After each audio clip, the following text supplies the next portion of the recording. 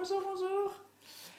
Je m'appelle Laurence, je suis Lolacha sur Ravelry, ça commence bien, Lolacha, L-O-L-A-C-H-A sur Ravelry et Lolo Frisette sur Instagram. Et ceci est le 15e épisode de My Podcast. Vous retrouverez, si ça y est, je m'y suis remise. Vous trouverez les notes de cet épisode sur le blog du podcast qui est www.mypodcast.blogspot.fr. Voilà. Bonjour tout le monde, j'espère que vous allez bien. Voilà, je l'ai dit. Merci de me suivre, merci d'être là, merci de me faire rentrer dans votre quotidien. Voilà, on va parler tricot un petit peu. J'ai les notes de l'épisode. Attendez, si vous voyez un peu l'organisation, sauf que là, bien sûr, j'y suis pas. Voilà, j'ai les notes de l'épisode sur l'informatique. Je suis passée au 21e siècle. Oh, du coup, je suis un peu perdue. Ben oui, parce que j'aime bien écrire, mais si après il faut tout retaper sur l'ordi, c'est pas terrible comme méthode. Hein. Du coup, voilà. Merci à toutes de me suivre, merci pour vos commentaires, ça me fait toujours plaisir, énormément, hein, et j'espère que j'arrêterai jamais de le dire parce que le plaisir est toujours là. Merci pour vos commentaires, pour vos likes, pour vos mentions, voilà, ça me fait toujours très plaisir. Merci aussi beaucoup pour vos participations aux 2 concours que j'ai organisés. Grosse participation, j'ai plus exactement les chiffres, mais je crois qu'on est à 95, quelque chose comme ça pour le mot, et 80 pour l'organisation. Et je suis assez bluffée parce que je pensais vraiment pas que vous seriez aussi nombreuses à participer à ce concours-là qui nécessitait quand même un minimum de temps, peut-être même de réflexion pour certaines, et voilà, merci beaucoup. Donc, j'ai tiré au sort, j'ai annoncé les résultats sur Ravelry, et puis je crois un peu sur Instagram, parce que j'ai donné le mot que je dois prononcer dans l'épisode, que je ne vais pas dire là tout de suite. Donc, si vous voulez savoir de quel il s'agit, soit je peux l'insérer dans la vidéo, soit je l'ai mis sur Instagram et je l'ai mis aussi dans le fil Ravelry. Donc, l'organisation, bravo à Miss Coco qui a gagné, Cosette. Voilà, j'ai fait partir les lots hier. Et pour le mot, c'est Virginie 13 qui a gagné. Voilà. Donc, merci à vous deux, merci à toutes d'avoir participé parce que vraiment, j'ai passé des super moments. Il y a une collection de mots qu'il faudrait... Ah oui, je devrais le mettre dans les notes. J'ai essayé de faire ça. La collection de mots, elle est fabuleuse. Fabuleuse. C'est drôle, c'est... Ouais, j'ai bien rigolé. J'ai été un peu surprise parce que je me suis rendu compte quand même qu'il y en avait beaucoup que je ne connaissais pas. Et là, ça devient un touchy de placer un mot qu'on ne connaît pas dans un épisode de podcast. Voilà. Sinon, quoi de neuf? Ah oui, donc je vous incite à aller lire, le fil. Est-ce que j'en parle maintenant? Ouais. Non, je vais en parler plus tard. Qu'est-ce qui s'est passé depuis la dernière fois qu'on s'est vu? Je suis partie en vacances. Mais oui, des vacances, c'est cool ça. Une semaine, début mars, en Auvergne. C'était absolument pas nécessaire parce que j'étais en pleine forme. À tel point que on est parti le samedi matin et on devait être à midi là-bas, donc on est parti un peu tôt, un peu en catastrophe. J'étais en déplacement la veille, bref. La pitchounette a commencé à s'énerver dans la voiture. Je comprends pas moi, t'es dos à la route, t'as un magnifique fauteuil devant toi pendant 2 heures et tu t'énerves. Je comprends pas. Donc on s'arrête à Bourges. Hello, AG Couture, on s'arrête à Bourges pour bouger un petit peu, la faire sortir, etc. j'avais pas mon manteau. Je suis partie en vacances à la montagne en février sans manteau. Mais à part ça, j'étais pas fatiguée du tout. Du coup, dès mon arrivée, j'ai visité le Décathlon de Clermont. Ça m'était arrivé il y a 2 ans avec la combinaison de ski de ma fille. Je suis une habituée, je connais bien. Bref, une semaine de vacances, bon, c'était pas mal. C'était pas mal, c'était pas non plus... Il y a un truc qui sonne là qui m'agace. D'accord. Il y avait un truc, excusez-moi. C'était pas mal. C'était pas mal. De toute façon, l'Auvergne, c'est pas terrible. C'est la nature. C'est la nature, quoi. Les grands espaces, des paysages magnifiques. Enfin, je veux dire, c'est un peu lassant, quoi. Une fois que tu as vu un volcan, tu les as tous vus. Puis les Auvergnats, ils sont un peu... ouais, ils sont Auvergnats, quoi. Ils sont un peu sympas, quoi. Ouais. Ils disent bonjour, ils s'intéressent à vous, ils sont disponibles, enfin, ouais. Ils sont spéciaux, quoi. Il paraît même, mais ça, j'ai pas osé demander aux filles que j'ai rencontrées, il paraît même que les Auvergnats, ils ont des jéjunums.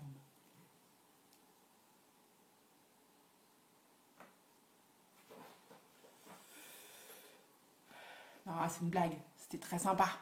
C'était très sympa, l'Auvergne c'est top, moi j'adore. Et apparemment je suis pas la seule parce que figurez-vous, et ça c'est pas une connerie, non, figurez-vous que le Lonely Planet classe l'Auvergne comme la 6e région la plus belle du monde. Les filles me l'ont dit, hein, que les Clermontoises que j'ai rencontrées pendant mes vacances, je vous en reparlerai, c'était trop sympa. Elles m'ont dit ça, c'est la 6e région à visiter sur Terre devant Hawaï.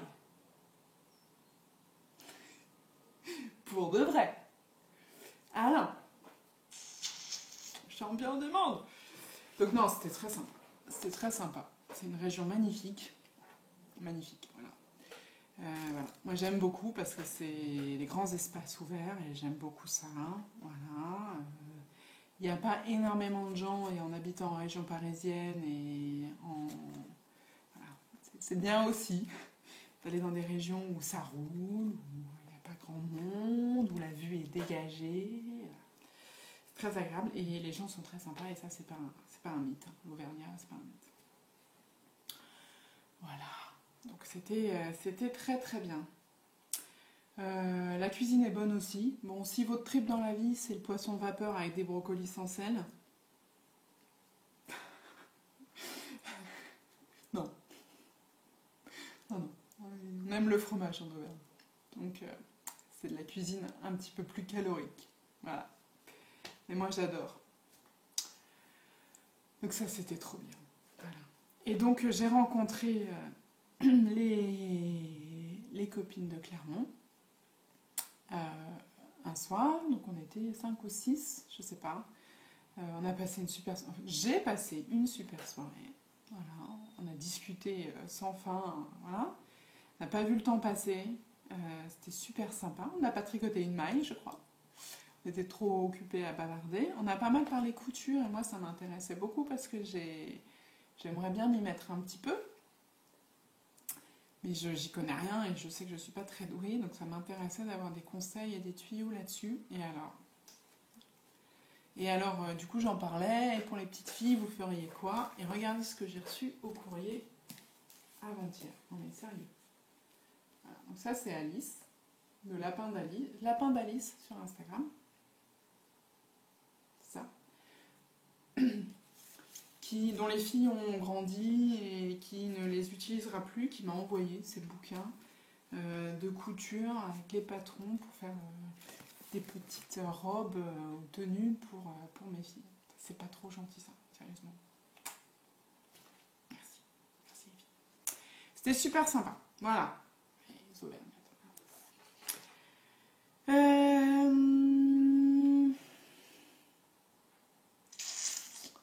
Ouais, je vais faire ça. Et si on parlait un peu tricot maintenant quand même, hein, parce que moi j'ai revu mes épisodes et je trouve que c'est un peu, ça parle beaucoup quand même. Alors on va parler un peu tricot. J'ai 2 projets finis, yeah 2 projets finis. Le premier,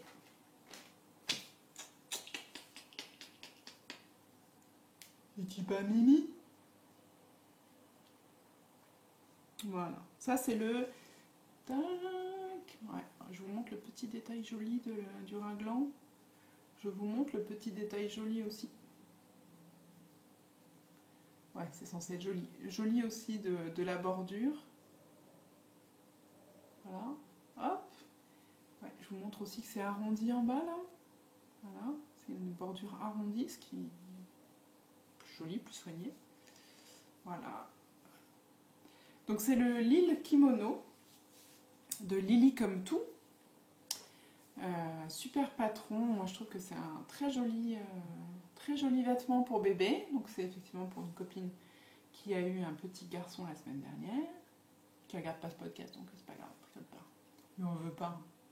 On n'est pas comme ça, nous. On aime tout le monde.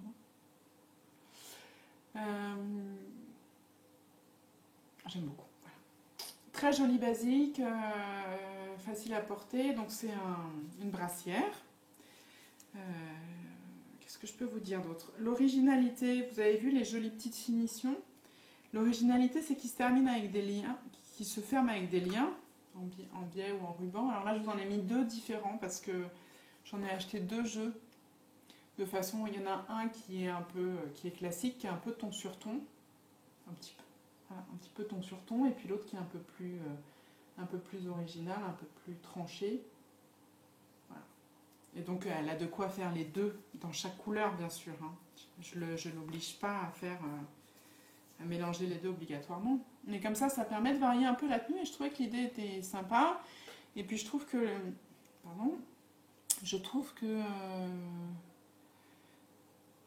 les boutons, quand ils sont un peu gros, un peu épais, ça peut gêner un peu les petits. Enfin, moi, j'ai tout. Ouais. Dans les fringues de bébé, j'ai pas toujours été très satisfaite du choix des boutons. Alors, j'essaye les liens. Je lui demanderai ce qu'elle en a pensé. Est-ce que c'est simple ou pas à vivre au quotidien. Voilà, j'ai trouvé ça pas mal. Voilà, le fil. Fontis, grain de sable. Made in Creuse. 80% coton, 20% soie.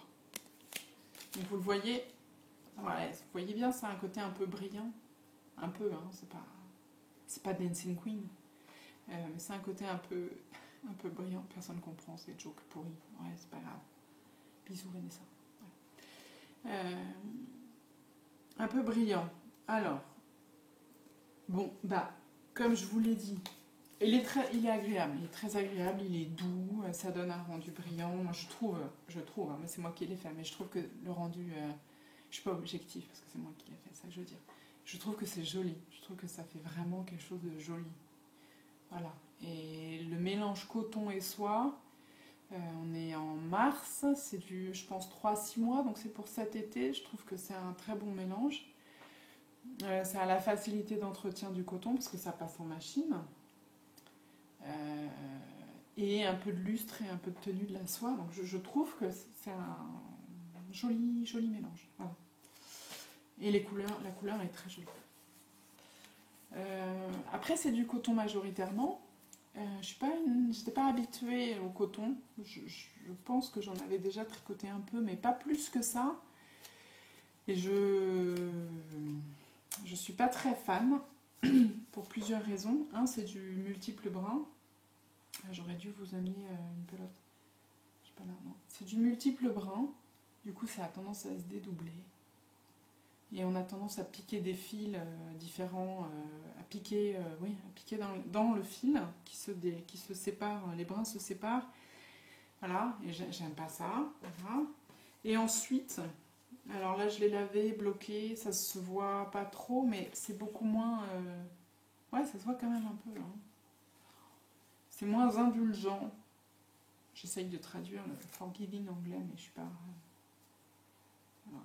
C'est moins indulgent que la laine. C'est-à-dire que dès qu'on tricote de façon un peu irrégulière, ça se voit beaucoup. Et comme le patron et tout le corps est en mousse, ça laisse moins passer les petites irrégularités du tricot. Bon, ceci dit, le blocage a quand même... je vois ça là. Non, c'est quand même bien. C'est quand même bien. C'est un peu sur les manches, avec le Magic Loop, que ça joue. Ouais.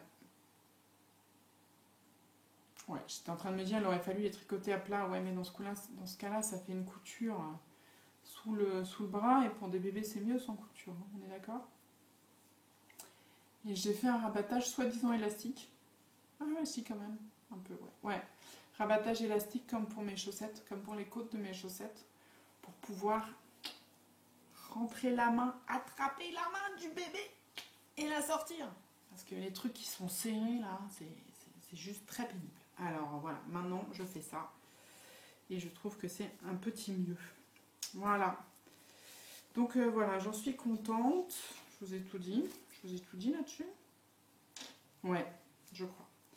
J'en ai un deuxième à faire pour un deuxième bébé qui est prévu pour le 19 avril. Voilà, donc il faut que je le commence. J'ai hésité à en faire un autre de patron, mais je crois que je vais rester sur celui-là. Peut-être en une taille au-dessus. Je sais pas. Voilà. L'île Kimono, très réussi. Enfin, très réussi. Très beau patron, je vous le recommande. Voilà.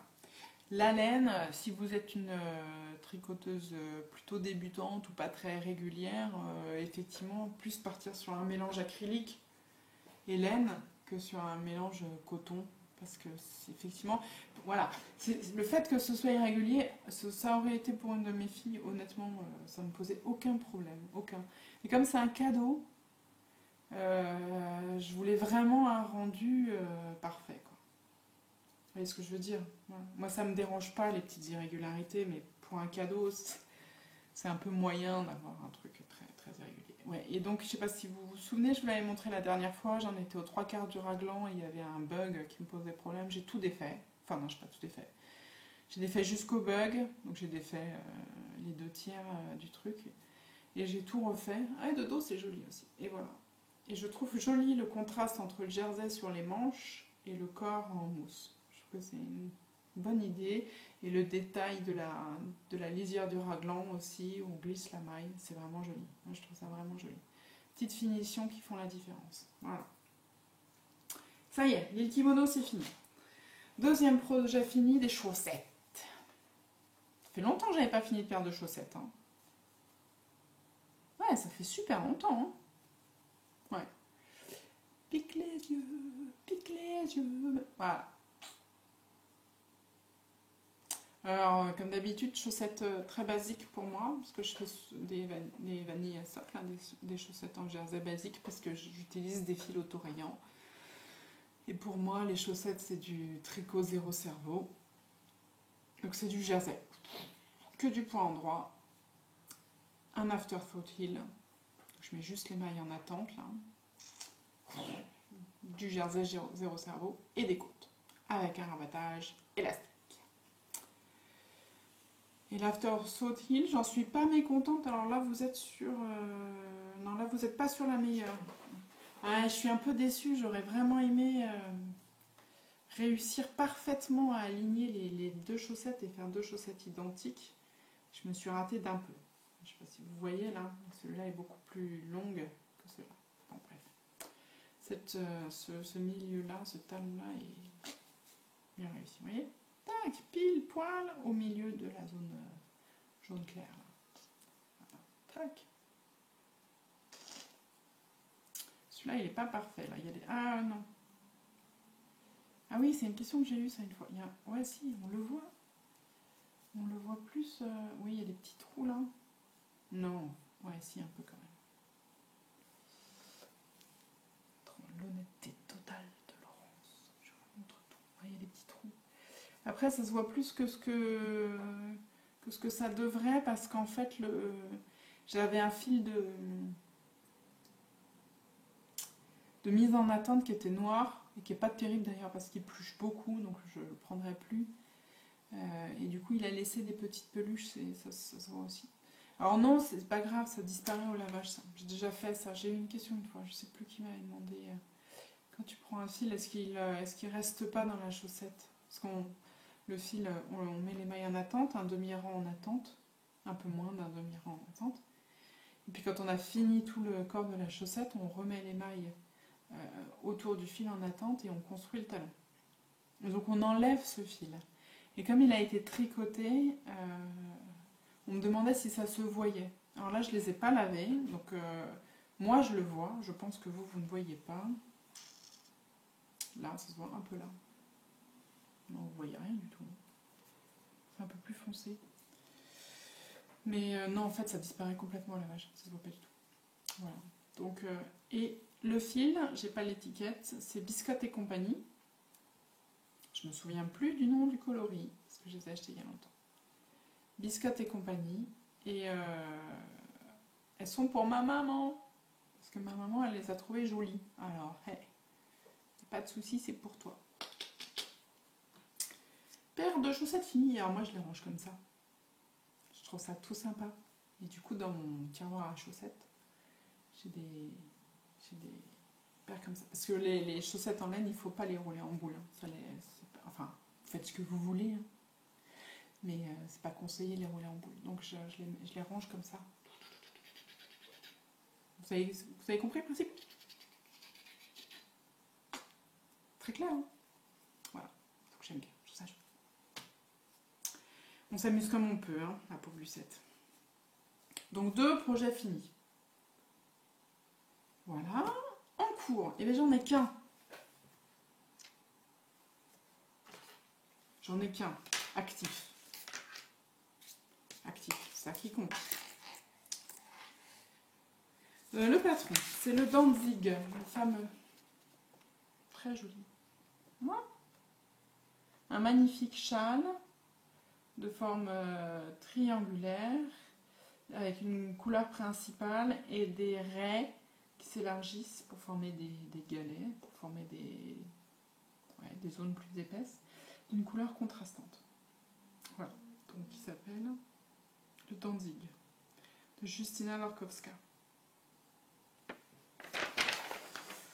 Voilà, et moi je le fais, la couleur principale c'est ça,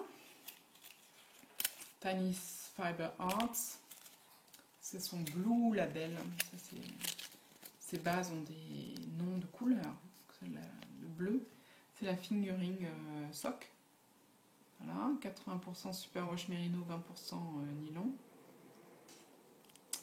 coloris, Ravine. Ça, c'est la couleur principale.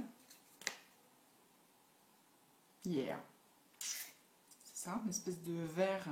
La photo que j'ai mise sur Instagram, ça paraissait gris. Non, c'est vert. Je répète, c'est vert.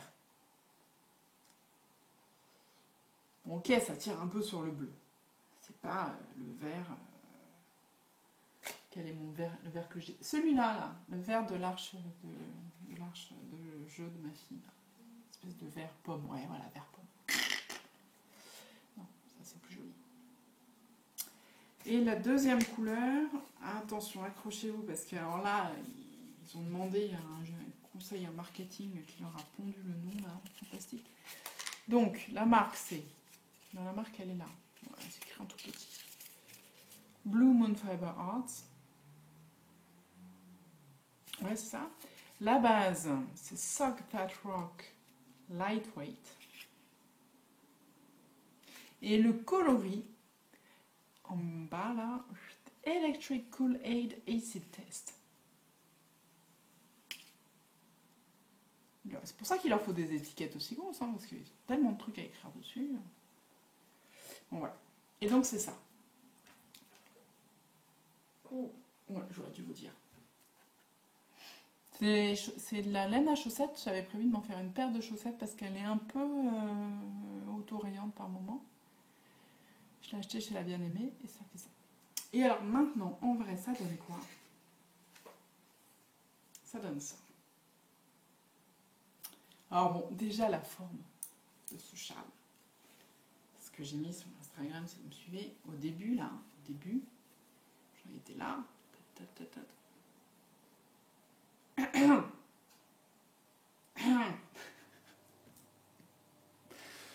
Même ça, quoi.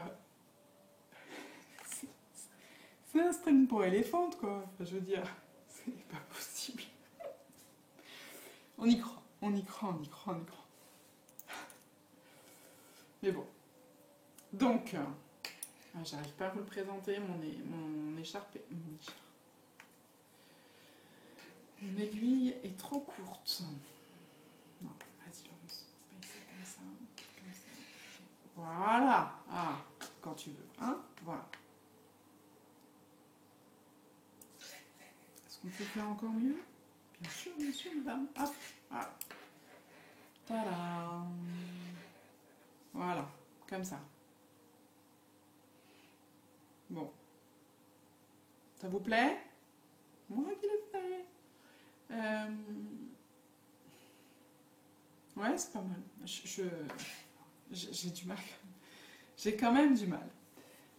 Un des trucs qui ne me plaisent pas trop, c'est qu'il y a des zones dans le fil, comme ici, typiquement, dans le fil de contraste, qui sont extrêmement proches. Je vais vous les mettre face à face, à côté là. Qui sont quand même très proches. Vous voyez, c'est pas tout à fait la même couleur, mais bon, on n'est pas bien loin. Je vous les mets. Voilà, Laurence. Voilà. Ils sont de la même couleur. Et donc, il y a des endroits où la couleur de contraste ne contraste absolument pas. Je suis sur l'endroit là, moi? Oui. Ne contraste absolument pas. Et du coup, je trouve que c'est moins joli que sur le patron où la différence et le contraste est beaucoup plus marqué et du coup les raies sont beaucoup plus nettes. Voilà. Bon. Ça me pose question. Bon. Et ensuite il y a cette couleur de fond qui est très foncée là. Mais bon, c'est bien, ça me change aussi de ma zone de confort, c'est pas mal. C'est pas mal. C'est pas mal. Voilou. Qu'est-ce que je peux vous dire d'autre? Oui, je le fais dans le cadre du Cal Danzig. Organisé par Ambion, qui est très chouette. Moi, j'avais très envie de faire ce patron, et en fait, pourquoi je me suis lancée? Parce que j'ai 2 écheveaux de celui-là, que j'avais acheté à une vente Tiny Fiber Arts l'année dernière, que sa vente du 26 décembre tous les ans, elle fait une grosse vente le 26 décembre avec beaucoup de coloris uniques, et elle est vraiment super douée, cette fille. Et du coup, c'est l'occasion d'avoir des couleurs assez dingues. Et à l'époque, j'étais enceinte de très peu. Ma sœur était enceinte et ma belle-sœur était enceinte. Donc on était toutes les 3 enceintes et on ne savait pas ce qu'on attendait, aucune des 3. Et donc je lui ai acheté de quoi faire pour les garçons et filles. Donc j'ai acheté 2 écheveaux de vert et j'avais acheté 2 écheveaux de rose pour faire des brassières, garçons ou filles, en me disant sur les 3 il y aura bien un garçon, il y aura bien une fille, et du coup voilà. Non, en fait il y a eu 3 filles. Il y a eu 3 filles. J'ai dû racheter du rose. Ça m'a fait mal, hein. Et je me suis retrouvée avec 2 écheveaux de vert sur le dos. Voilà. Donc je ne savais pas quoi faire. Et voilà, ça a l'air de vous plaire, parce que honnêtement, les couleurs, c'est le choix du public. Alors que franchement, l'autre, avec un rose qui pète, c'était quand même une tuerie. Bah non, c'est ça qui l'a emporté. Bon. C'est bien. Sortir un peu de sa zone de confort. Ça, voilà. Et c'est tout. C'est tout ce que je fais. J'ai quelques chaussettes là, mais j'ai pas de autre gros projet. Ne vous inquiétez pas. Hein. La liste est longue. Liste de projets à faire qui est longue comme le bras. Mais pour l'instant, je reste là-dessus. J'ai le 2e Lille Kimono à faire aussi.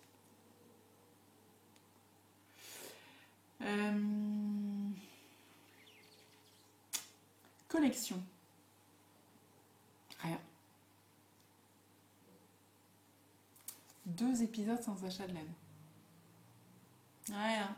Et j'ai même pas acheté, parce qu'en général, quand je trouve que j'ai trop de laine, j'achète des aiguilles, des anneaux marqueurs, des trucs reliés au tricot, mais pas directement laineux. Même pas. Même pas. Peut-être qu'il faut s'inquiéter un peu. Non? Non. Non.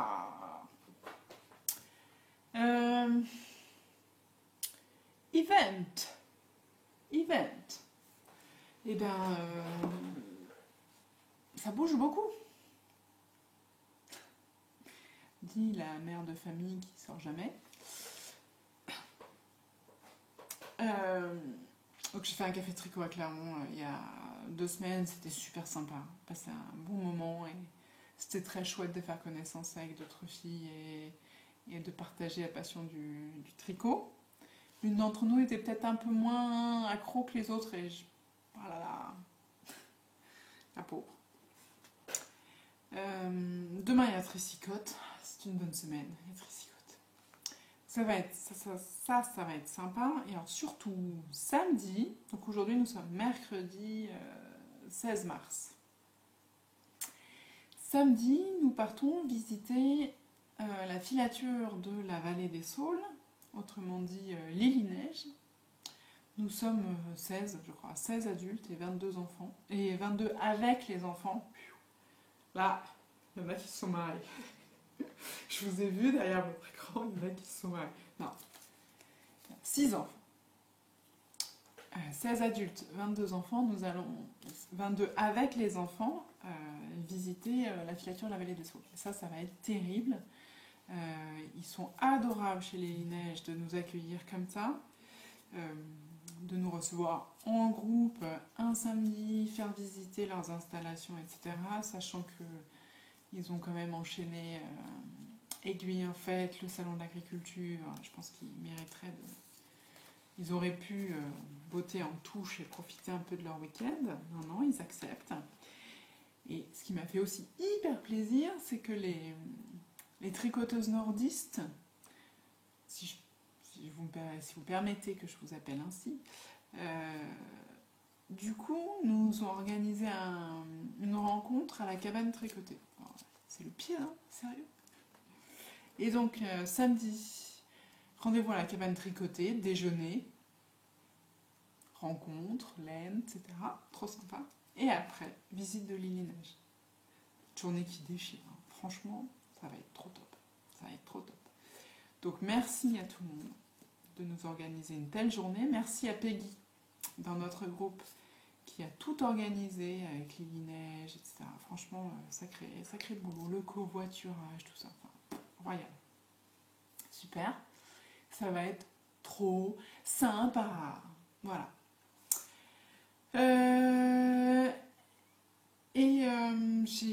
J'ai compris qu'il y avait un salon création et savoir-faire en mai.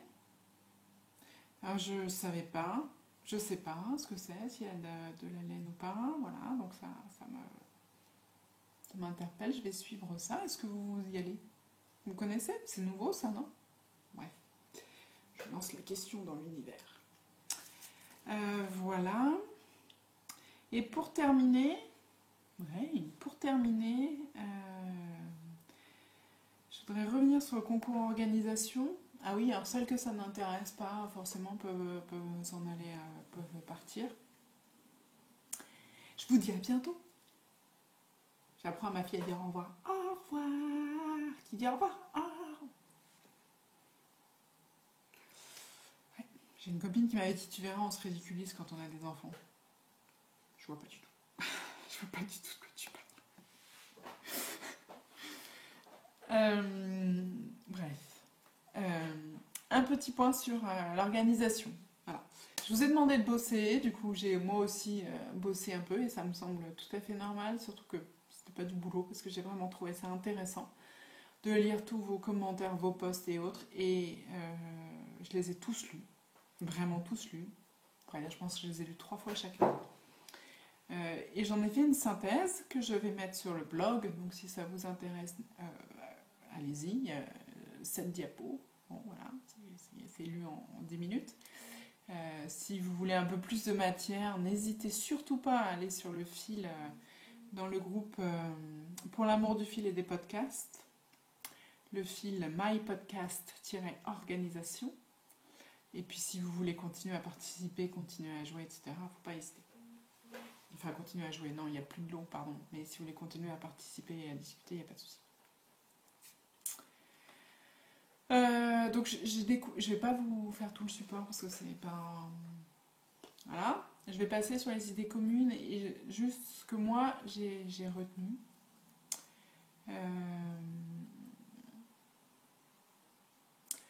Bon, grosso modo, on tricote le soir et on tricote le week-end, majoritairement.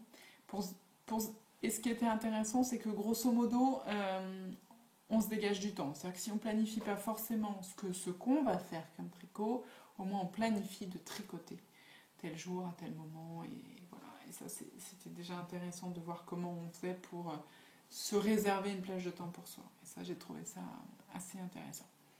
Certaines vont même jusqu'à se réveiller un peu plus tôt pour avoir du temps pour elles. Certaines pour qui c'est facile.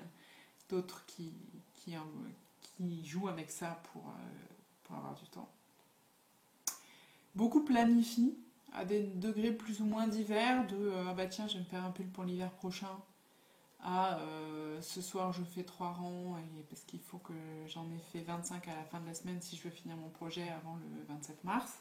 Voilà. Donc il y a des degrés de planification très, très divers et c'est intéressant de lire tout ça. Moi j'ai bien aimé l'idée de préparer la semaine, qui est de faire en sorte le week-end où on est un peu plus libre de s'assurer d'avoir de la matière pour la semaine. Je me comprends, ça m'arrive de temps en temps de finir un projet et le lendemain, alors que je suis claquée, que ce que je voudrais c'est juste tricoter un truc simple, j'ai rien sous la main et il faut que j'imprime un patron, ou il faut que je réfléchisse à ce que je veux faire, ou il faut que je monte des mailles et ça a l'air compliqué, il faut que je relise le patron et j'aime pas ce moment-là. Et du coup, cette idée de se dire, ok, bon, alors cette semaine, je vais faire quoi grosso modo, et est-ce que j'ai des choses simples sous la main, parce que je sais que je vais être fatiguée, je vais être claquée, et j'ai pas envie de faire des calculs, de réfléchir à ce que je vais devoir faire, etc. etc. Ça, j'ai trouvé ça bien. Planifier l'imprévu, ça j'ai trouvé ça terrible, parce que c'est un truc que je dis beaucoup aux gens que je forme dans mon job, toujours faire rentrer une part d'imprévu dans notre boulot. Et c'est vrai aussi dans le quotidien, et il n'y a pas de raison de ne pas l'intégrer aussi dans le quotidien. Et donc, quand on planifie des trucs en se disant, bah ça va me prendre 2 semaines, oui, mais c'est sans compter sur le coup de fil impromptu de la cousine machine, c'est sans compter sur soudainement la gamine qui n'a plus du tout envie de dormir, c'est compter sans... Voilà. Donc, voilà. La récompense. La récompense, et ça, ouais, c'est un truc que je fais pas, et que certaines ont cité, et je trouvais ça assez sympa comme idée.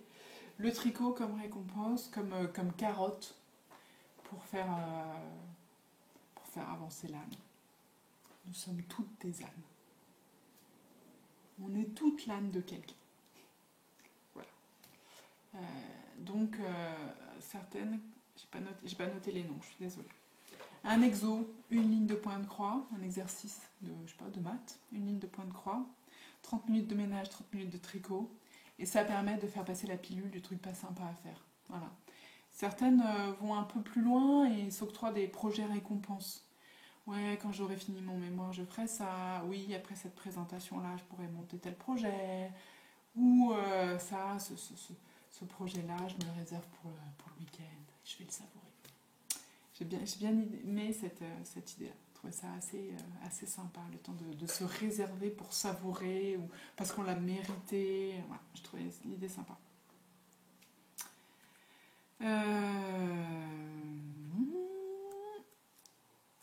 Ouais. Et puis, il y avait des idées originales aussi, mais j'ai bien aimé. Être malade. C'est vrai. J'ai eu une otite l'année dernière. Moi, j'ai été arrêtée 2 jours parce que vraiment j'étais dans le coltard. Mais je n'étais pas en état de travailler. Mais par contre, je pouvais quand même tricoter. Ben, c'est vrai que ça a bien avancé pendant 2 jours. C'est vrai, c'est une idée, être malade. Oui.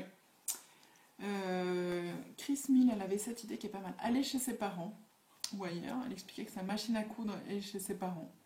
Que du coup, quand elle va faire de la couture, ben, c'est pas chez soi. Et là, il n'y a pas les enfants, il n'y a pas le mari, il n'y a pas la maison à entretenir, il n'y a pas les courses à faire, etc. Et donc forcément, on est dans une bulle plus propice au loisir. C'est une bonne idée. Je trouvais ça pas mal. On m'a dit fais de la couture, ça va plus vite. C'est vrai. Ouais. Donc oui, j'y réfléchis. Et on m'a dit avoir des enfants de plus de 20 ans aussi, de plus de temps après. Ah oui. Bon. Mais là, sauf à faire un saut dans le temps de 20 ans, ça va pas être très simple. Mais j'ai trouvé ça très drôle. Et puis je vais terminer avec ce que j'ai appelé le à méditer. Parce que certaines ont fait des réflexions qui m'ont interpellée, posé question, et j'ai trouvé ça passionnant. Et du coup, je voulais partager ça avec vous. Avec Aurélie Minaldi qui m'a mis organiser son temps de travail pour maintenir sa plage de loisirs quotidienne. Voilà. Et donc c'est l'idée de fixer le loisir comme un impératif dans l'agenda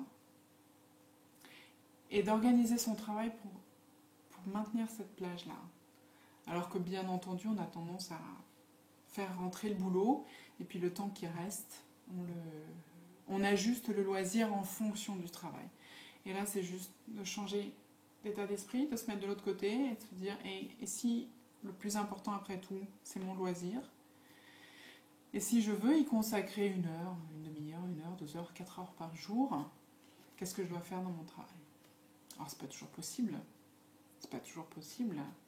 mais le fait de changer d'état d'esprit, je trouve que l'idée est assez intéressante. Et ça a été repris par Emmanuel aussi un peu différemment, l'idée du bocal, métaphore de la vie ou du temps, je sais pas. Où la vie est un bocal qu'on remplit de choses qui sont très importantes pour nous, les grosses pierres, moins importantes, les galets, et peu importantes, le sable. Voilà. Et si on ne s'assure pas d'avoir mis d'abord les grosses pierres au fond, et qu'on remplit d'abord son bocal avec des petites pierres et du sable, et ben on ne pourra jamais faire rentrer les grosses. Voilà. Donc, la morale de l'histoire, c'est qu'il faut commencer par organiser le plus important pour nous et faire rentrer le reste après. Voilà, je trouvais cette idée intéressante. Il y a des périodes de la vie où le temps se dispose différemment. Et oui, évidemment. C'est un peu Mick la souris qui disait ça, mais pas que elle. D'ailleurs, allez voir le podcast de Mick la souris. Trop bien. C'est tout ce que j'ai à dire. Mick la souris. Voilà. Il y a des périodes de la vie où le temps se dispose différemment. Eh bien oui, ouais. Et quand on est une maman qui travaille à plein temps avec 2 enfants en bas âge, c'est normal de ne pas réussir à produire autant que quand on ne travaille pas, comme quand j'étais en congé maternité, ou comme avant quand j'étais étudiante ou que je n'avais pas d'enfant. Voilà. Donc il y a un moment où il faut juste accepter que les choses sont comme ça. Et c'est bien aussi. Voilà. La thématique, c'est comment être le moins désorganisé possible. Pas mal. Comment sauver les meubles, élever notre enfant, en tricotant. Ça me semble assez bien résumé. Hein, une espèce d'équilibre à trouver entre l'organisation familiale, domestique, professionnelle, la logistique, s'assurer de faire du bon boulot en tant que parent, autant que possible, et tricoter aussi. Chouri. Alors Chouri, tu as écrit exactement ce que je pense, mais alors, voilà, c'est magnifique. Quand j'ai lu ça, j'étais... Voilà. Mes aiguilles à tricoter sont devenues des clés pour voyager, découvrir, élargir mes horizons, tout en m'assurant une relaxation on ne peut plus bénéfique. Amen. C'est exactement ça. Exactement ça. Merci. Et je termine quand même avec Violette Rose qui a mis une citation de Pierre Rabhi. Arrêtez de se questionner. Y a-t-il une vie après la mort? Mais se demander s'il y a une vie avant la mort. Bref, en profiter. En profiter, enjoy. Arrêtez aussi de se faire des nœuds au cerveau. Hein, Lola Charles, Lolo Frisette. Hein, et accepter aussi un peu de se laisser porter. Hein, c'est du tricot, c'est du loisir.